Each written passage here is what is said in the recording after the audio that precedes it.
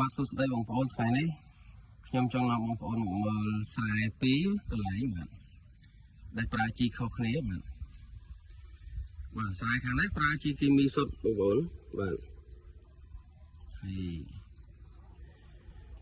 ពេលដែលដាច់ទឹកបងប្អូនហើយឡើយអត់មានទឹកបូមដាក់ទេពេលដែលដាច់ទឹកស្រូវឡើងក្រហមហើយឬវាអត់ឡើងទេបងប្អូននៅក្រហមរិញនៅនឹងហ្មងហើយកន្លែងខ្លះខ្លោចចុងបងប្អូនកន្លែងឆ្ងាយខ្លោចចុងហើយឥឡូវសូមបងប្អូនមកមើល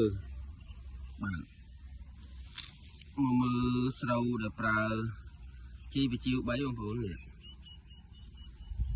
នេះគឺស្រូវដែលប្រើជីវជីវ3បងប្អូនមកគុំធំបងប្អូនបាទ